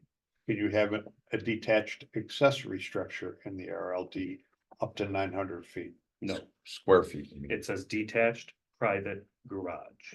So what Only are the the, garage. what are the boathouses then? I don't know.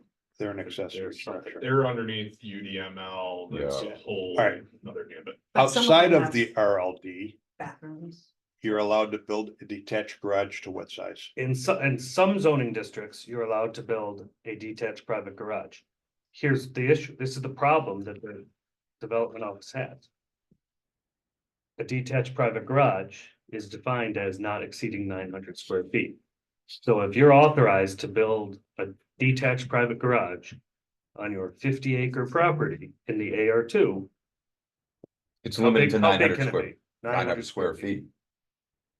You're So, also authorized an accessory structure on your 50-acre property in the AR2 of 1,400 square feet plus whatever additional amount you get. So if Total square footage is what it looks at, so. Anywhere outside of the RLD, you're allotted so many square feet of accessory structure.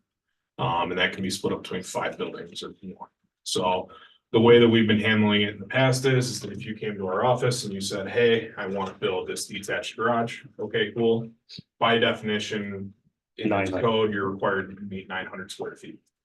So, and that's the old Kleenex versus tissue. There's accessory structures, which a detached garage is an accessory structure, but a detached garage is a subsection. So if you wanna build a 2,000 square foot accessory structure to store widgets, go ahead. If you wanna build a 2,000 square foot accessory structure to store vehicles, you're prohibited from doing that. Can only be 900 feet. It can only be 900 feet. Could I just mention something that Lynn from Ontario County said? She said it wasn't by mistake that Farmington put in their code for storage buildings that there was no allowed occupancy or dwelling in those units. It was because they'd seen it. And I'll tell you, the property next to me has a garage. It looks like a garage. The doors are covered over. It's got bathroom, bedroom, sink, you know. And I know several others since I've lived there that have been built that way, and the builders in the area tell them, we'll put in the support structure. You have it inspected. Once it's done, that won't be visible. And then once it's inspected and gets its certificate of occupancy, then we can come back and finish the bedroom. So I Just think, tell you, that's the way it is. Chris, what I'm hearing you say then is that we might want to eliminate verbiage relative to the garage and just leave it as an accessory structure. Exactly. Well, yes, well, what you're good, yes. Because a Except garage you're is do- you're- considered an accessory structure. You're eliminating the Definition. maximum square square foot. footage from the definition of garage. Yes, So that it falls under an accessory. accessory So structure. a 4-car garage, from what I'm Get rid of finding, that. is about 900 square feet is a 4-car garage. It turns out, no, Let's make Yeah, accessory no, structure. that's what that was my math too, and Mike said, no, not really. Cause you could, and then you have no room for storage, and anything else, so you tend to see them. You can fit 4 cars within 900 Yeah. square feet. There's you can other open the issues that would come doors into allowing that anyway in terms of size of Yeah. your property and all that. The real issue is that the square footage is required in the RLD section, and that's where we're taking it out of the definition in whole and just putting it in the RLD. In the RLD, you're only allowed 2 accessory structures. Mhm. One is a detached garage, which is, if this goes through, would be limited 900 square feet, as it already is, and a height of 16 feet. And one other accessory structure not to exceed 100 square feet. So. That's other than boathouses. Yep. Right, Yeah, different, that, right. yeah, So so. they could have that and. And a boathouse. boathouse, right. But And that also that's- takes into consideration lot coverage, so. I Yep. mean, you have to have. Yeah. Still subject to Yep. that. Right, right. So it's really just removing it, the ambiguous definition from everywhere else in the code. Except the RLD. Except the RLD, because everywhere else in the code, it's allowed, Mhm. just because of the calculations and everything else, it was. We get people say, hey, it's not a garage, or you can't have a garage that's 900 square feet, okay, it's not. Yeah, So it's gonna make your life, it's gonna make It's gonna make the life development easier. Okay, so is everyone The okay code with isn't that? Changing, Is everyone okay? You okay with that? let's put it that way. You okay with that? I'll take Okay a with while to get okay. Yeah. With Sounds like we're gonna, call me, so we'll have that come to the We town already- board, because I think it that's- sounds like, yeah, It's in there. at least for a public hearing. Yep. yeah, Yeah, accessory Yeah. structures cannot have any habitable space. right. It's written in there, and then. And same garages with- also. Well, that's an Now, accessory. wait, so you're gonna see some garages that have apartments, they might be unpermitted, or they might be, I mean, there's. But RLD lots no that have 2 bathrooms. houses on them, Mhm. some of these Pre-existing. are pre-existing nonconformity, so. You know, So underneath. some the of it's code, just We have. the way it is. It's not allowed to be a habitable space permitted to be built. And the other aspect that we have to kind of check and balance ourselves is that the only utilities that are allowed to be hooked up are water, gas, and electric. So no sanitary sewer, no septic. So again, check it, so. So Dave, can we add, I would like to add on our list of things to someday cover though, we might want to look at, Terry brought up the point of lot coverage. I know there are some very weird lots, particularly in the RLD. Where there's some of them have a lot of land across County Road 16 and minimal land on the lakeside. And they massively cover whatever they've got on the lakeside and then leave all the property across completely open. So we might want to look at that Yeah, yeah. as something that might need some adjustments. Or at least a second look, because I know when I was working with the ACB, there were a lot of situations where people would be just absolutely filling their lake shore side and then having, So three or 4 open acres across the street. I'll put that on the agenda as well. So farm labor housing. As long as we have Chris right here, it sounds like it's the wild, wild west. It is not, No. so here, look, first of all, your code is legal and valid. I have no doubt about that, nor does legal counsel for the Department of Agriculture and Markets. The issue came up. And so I looked into it and I've prepared 2 different memos to the town staff, both of which the town board has seen. Your code is fine. It does not require a special use permit for farm labor housing.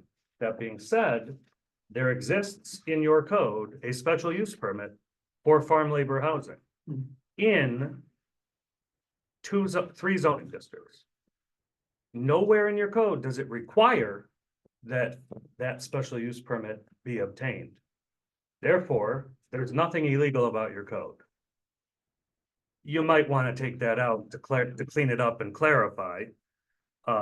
Because, I saw a town board when told out of the blue that they were hindering farm labor housing. I saw 5 town board members go, wait a minute, we don't want to do that. We want to support farm labor housing. We want to support farming in this town.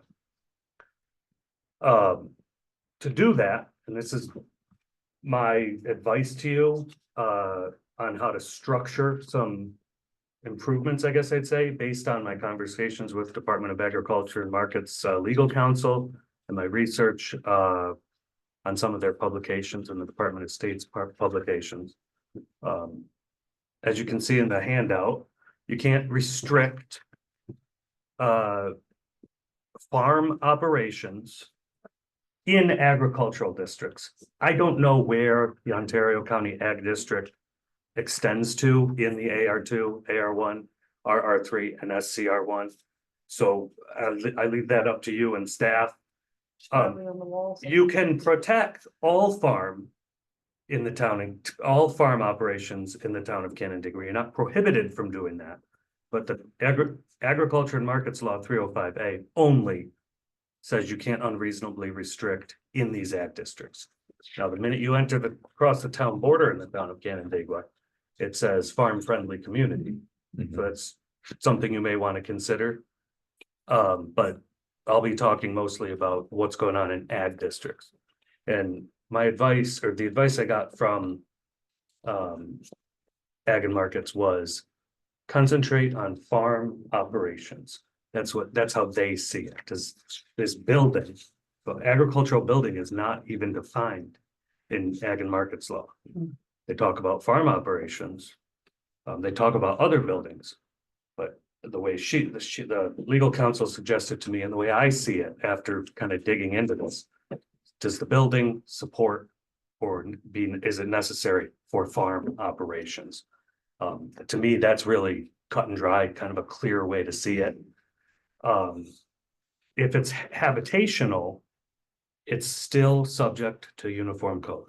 Mike's still going to make sure it has sprinklers if it requires sprinklers. It's going to make sure there's adequate sewage, septic, and all the, standard uniform codes. It will be safe. So should we just be pulling the entire section about the special use permit out? I'm winding up to that, Adeline. Could Okay. you not spoil the ending? Long time. Okay. I hate for you every time. Why do you think I'm taking so long? Because you bill by the hour. That's my goal here. Okay, so farm operations, that's what we should be focusing on, and don't restrict them in an agricultural district or all farms. That's a decision you guys need to make. You can impose restrictions on farm labor housing. You can barely impose restrictions. You can have setbacks. You can talk about when and if it's removed. If the farmer stops using it, you can say it has to be removed, but you can't say it has to be removed immediately. That might be because of the way farms function. Sometimes you don't need labor this year, but you're going to need it in 2 years. The Ag and Market says a 3-year removal period is appropriate. That's not unreasonable. I think you could craft something along the lines of, if it's not a farm anymore, that's something staff raised, you sell this to a developer, you got to tear that down.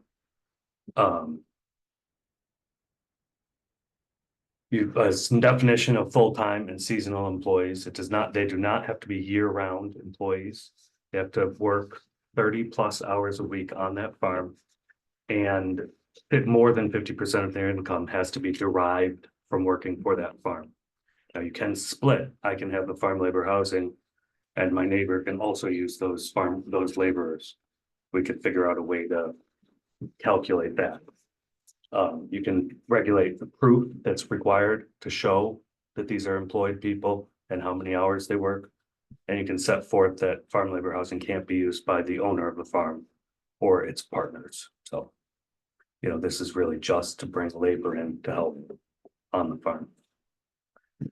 Site plan review. You currently exempt agricultural uses and structures from site plan review. So you're exempting farm labor housing from site plan review. Doesn't that conflict with what you said earlier, though, that regarding setbacks and everything, your site plan review is looking at? Site plan review is an approval process that looks at that, but also a bunch of other stuff. If you said all farm labor housing has to be set back, 20 feet from the right of way, the uniform code review would also have to check that. People have to be in compliance with the setback, but aren't required for site plan review. But don't they have to do like a C of O and everything else on these? For a farm labor housing, but not for your barn. Yeah, No, well, I mean, what we're I'm talking talking about, about. housing, Yeah, the whole thrust of this. so you could, yeah, so there's a lot of stuff that's subject to setbacks. That doesn't go through site plan review. So. Go ahead, Mike. So the sticking point there is that, just to clarify, they would still need site plan review, it just wouldn't be planning board approval. So my office codes would still review it because it's a part of the uniform code that the structure has to go through. You're gonna make it So- sure it's situated on a properly corrected with all their code. So like if you are going to build a structure that is habitable, farm labor housing. Site plan is a defined term in the uniform code. Now, if you don't have local limitations on it, I have to go by the state, which is. You could build it right on the property line, it's just it's how you build the property or the structure. So it's still there, it's built into it. So. Are we removing this as a special use? It is not a special use. Sure it Can't be is. enforced like that. We've got it. What do you mean? I see that.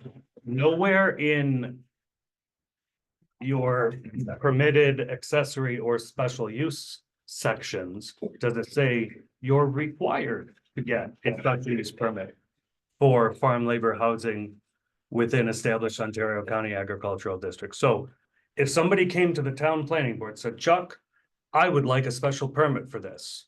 The planning board is authorized to issue it. And Chuck would say, great, come on in, we'll issue you a special use permit. But nowhere in our code is it required. So why do we have it? Chuck, I don't know.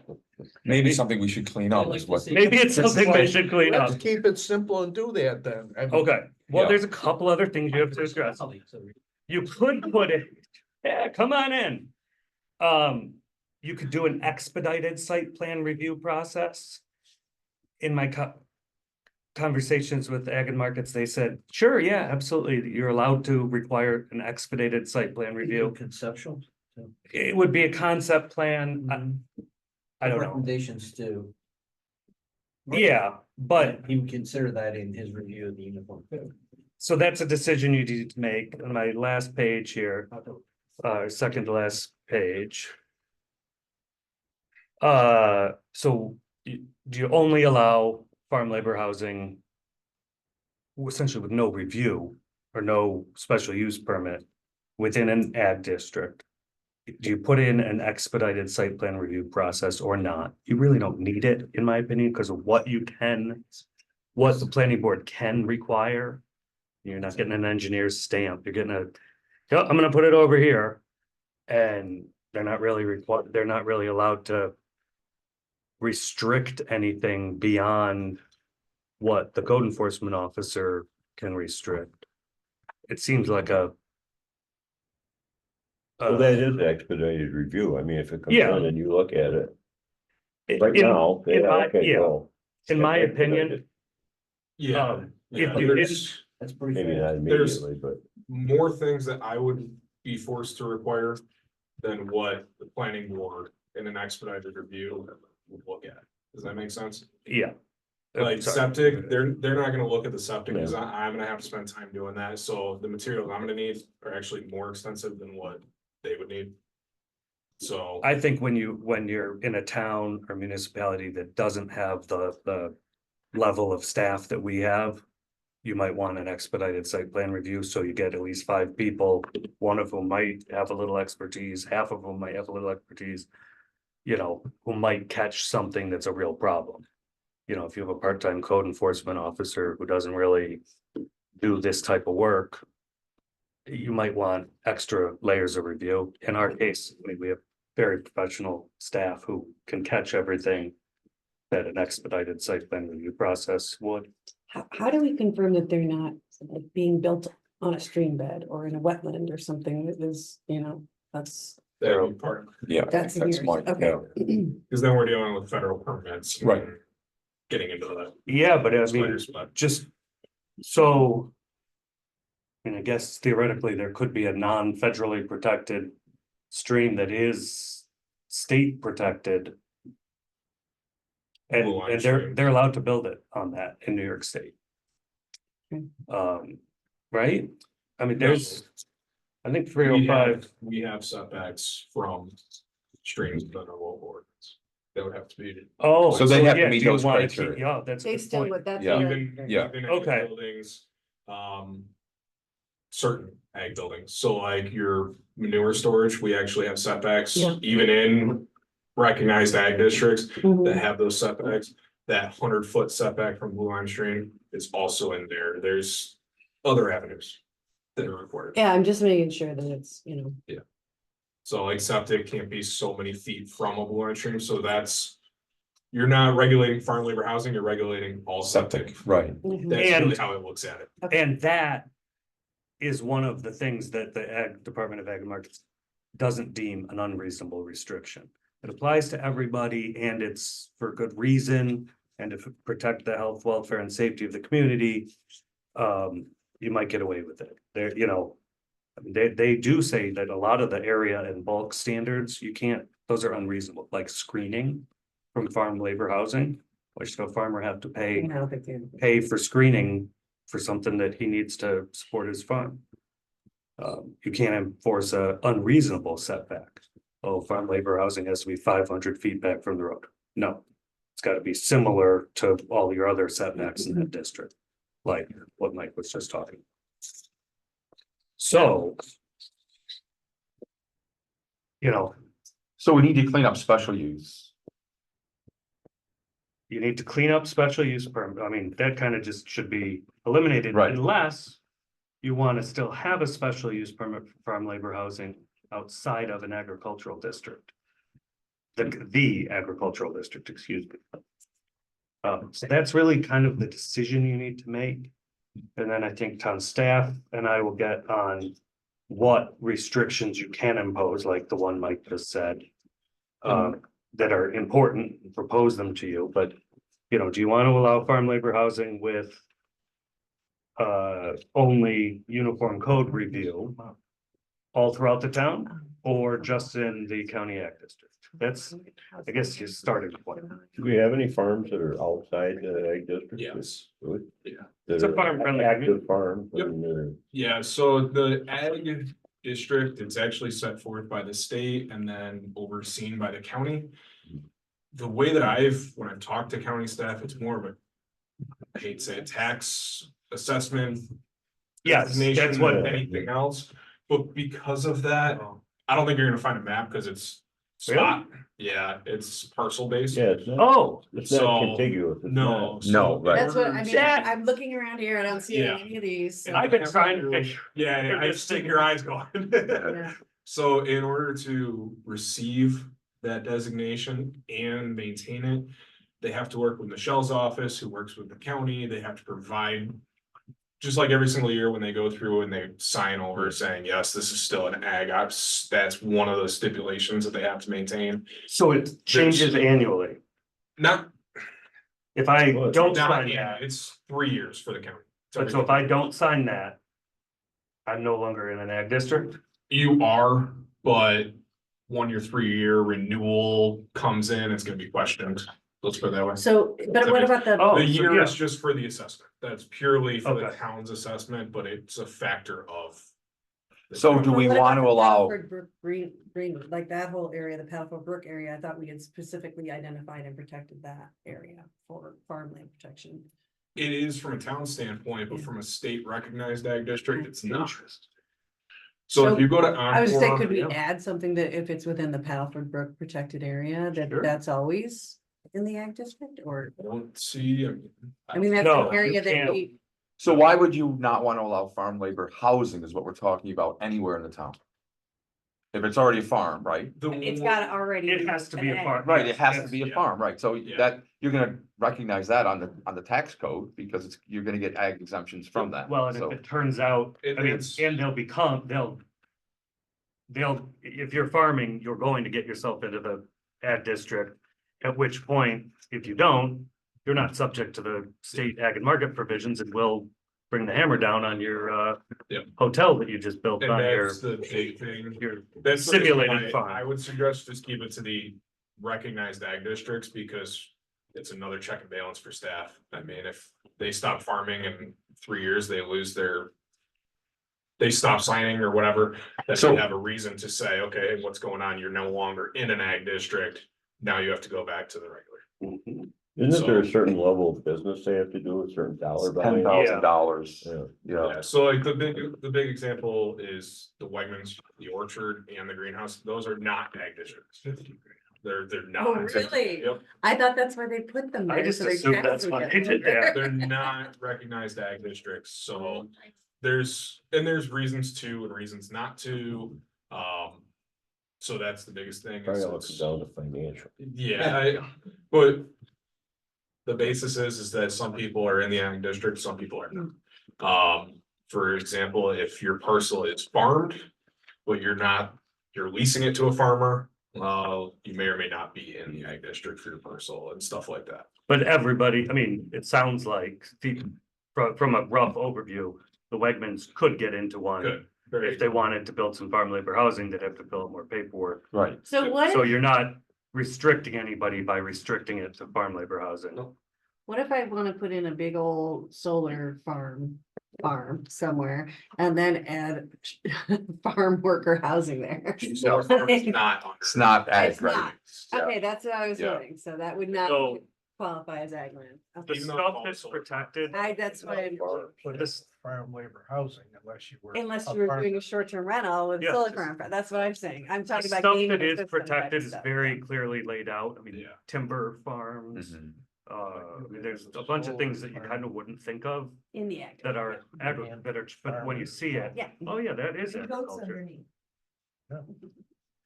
So what we need from the committee is sort of some direction on the do you want expedited site plan review? I think I got my answer on only in the ag district or not.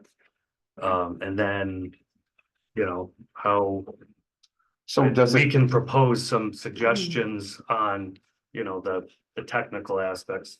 How do you prove a farm employee is a farm employee? How soon do you have to remove it if it's not? I would like that process to be not terribly onerous for the farmer. I mean, it's. I don't want them every year to have to prove that Joe Schmo made 50% of his income from this farm, Oh. I don't, Well, they do They for already have tax to. purposes, okay, but but does the tax, the stuff they give Michelle probably satisfies 90%, no? No, so that would fall under the H2A program. okay. They have to Yeah. do that annually. Mhm. It's the H2A program that manages itself. It's really these full-time. But the and issue is dairy only if operators. they're immigrant farmers, not if they're local farmers. Like if they're local workers who are American citizens, they're not getting that, the visa, Yeah, not all. so. No. Yes and no. The H2A is a very highly regulated. I wouldn't even, Yeah, I know. so that's got a million different arms. The biggest thing is that when we're dealing with stuff that's not under that program, then it's solely on the responsibility of the town. You could put a provision in there that, hey, they have to be inspected once a year. That's in the H2A program. Mm. As far as the other logistical stuff, I don't know about that. I mean, like we inspect 3-unit and above complexes, so.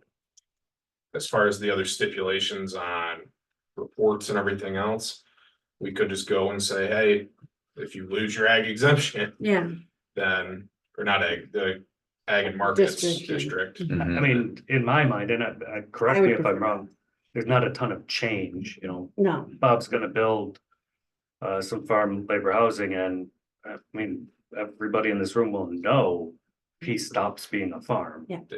we've only got so many large scale farms Yeah, in town and he that are needs big farm enough labor to housing. build farm labor housing. And That's why I'm saying I don't see having any extra restrictions as a necessary step, really. It's just, I think there's really only one, yeah, to be honest with you. Everybody else is, if they're grain farmers, they don't need farm labor housing, so. Well, Terrence, Oh, that's because true. orchards are. Two. but again, I mean, you're not talking about 75 properties here. It's Right. not, Okay. Very limited. So a local law to get rid of the special use permit, the theoretical special use permit.